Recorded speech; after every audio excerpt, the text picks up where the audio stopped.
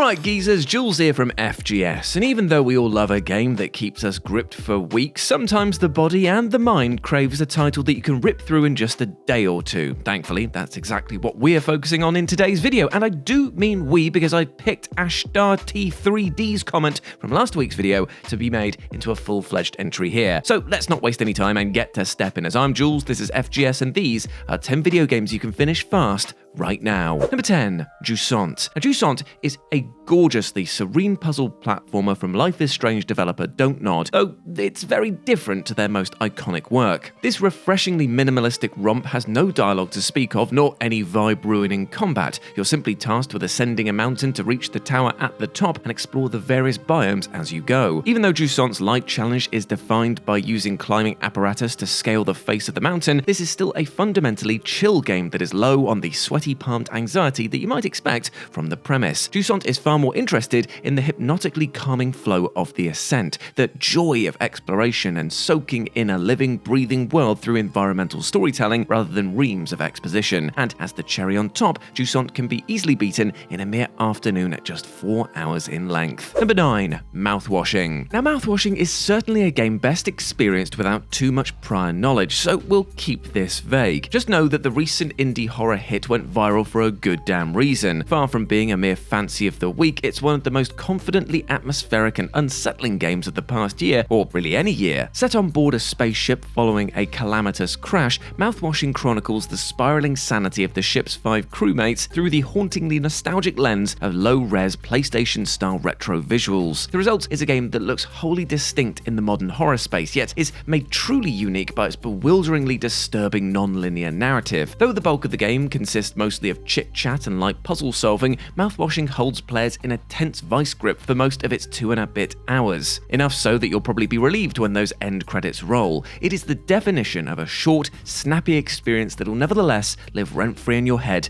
forevermore. Number 8, Secret Bonus Mega Entry. Now, I know you're probably just sitting there thinking, what in the fresh hell is Jules on about now? But much like The Revenant being summarized via post-it note, bear with me. You see, when I was looking through the comments, I came across T3D's submission, or should that be submissions, because they provided a bumper crop of amazing short games that, simply put, you need to try for yourselves. So, as a treat for all of you, here is all of the games that they recommend in one super bumper package. Turnip Boy Commits Tax Evasion, Little Gator Game, A Short Hike, Never, and Bramble the Mountain King. All fantastic and charming experiences, and all can be beaten in less time than it takes me to ruin a Sunday roast because I've forgotten about it and left it in the oven because I'm playing all of these fantastic recommendations. Cheers, Ash, for having the heaving sack of goodies. And if you're wondering why I didn't mention Thank Goodness You're Here, it's probably because it's appearing later on down the line. Number 7, Caravan SandWitch. The wonderfully monikered Caravan SandWitch is a story-driven, exploration-heavy adventure game as you return our protagonist to her home planet in order to search for her missing sister. In both your van and on foot, you'll be tasked with exploring the world, meeting locals and helping them out, all the while unraveling the mystery of your siblings' disappearance. Unlike most other post-apocalyptic video games though, there's no combat or death to be found throughout this game, with the focus instead being traversing the still beautiful remnants of the planet and reaching out to the wider community. As a result, the game's 6-hour playtime can easily fizzle away over the course of a lazy Sunday. This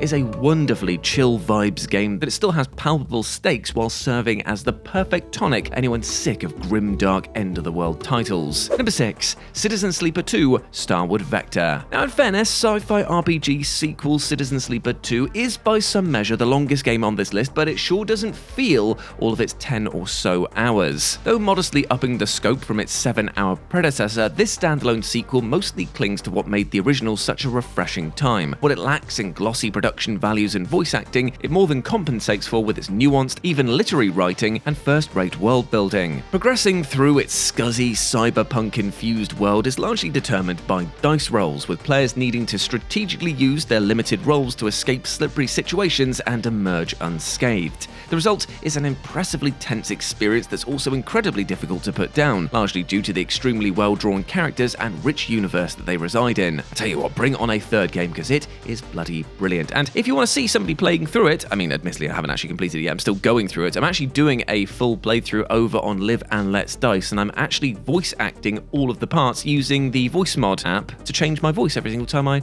change characters. If you want to do over there, Live and Let's Dice, just check it out. Number 5, Slay the Princess. Much like Mouthwashing, Slay the Princess is a fiercely original horror game best played as blindly as possible. This monochromatic visual novel flips the tired damsel in distress trope on its head by tasking players with slaughtering the titular princess, though there's certainly far more to the situation than that, which won't be spoiled here. Defined by a looping narrative structure complete with dozens of branching paths and multiple endings, Slay the Princess is an utterly bewildering, dizzying rollercoaster ride for the 4 to 5 hours that it'll take most players. With its mesmerizing hand-drawn art style and superb voice acting, this is so immersive that there's a good chance that you'll sail through it in one sitting. And better yet, new players will get to experience the definitive version of the game as the expanded pristine cut was released last October. Number 4, Sonokuni. Sonokuni is a jaw-dropping biopunk action game where, like its obvious inspiration Hotline Miami, one-hit kills are the order of the day. But in this similarly top-down actioner, you'll trade guns for close-quarters combat, spin-kicking enemies into a bloody mist and then bending the very laws of time itself. And if all of this somehow isn't neat enough, it's also immersed in authentic Japanese mythology, and it touts a crunchy hip-hop soundtrack, and its aesthetic is defined by a neon-drenched art style. That's an intense, albeit appropriate combo for a title that's designed to be played at a breakneck pace.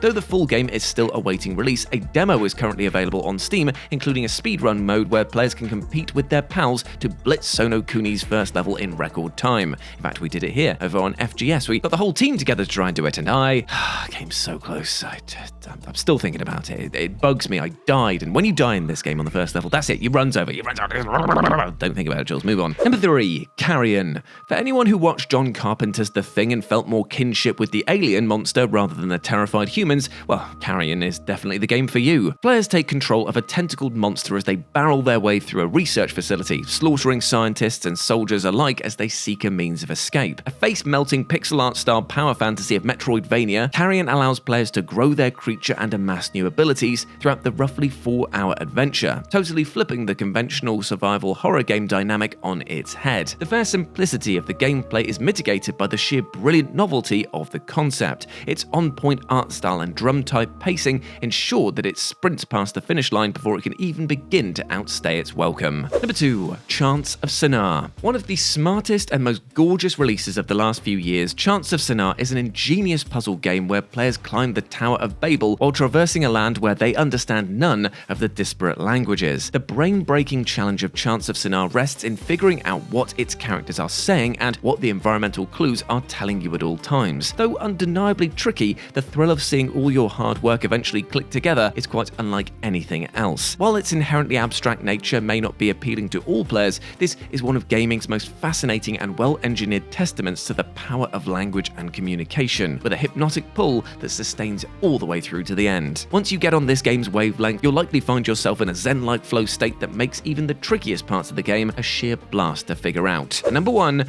Thank Goodness You're Here. And finally, a shoo-in for the most charming game of the last 12 months, and definitely the most British, we have Thank Goodness You're Here. Crikey, look at the size of this lad's marrow.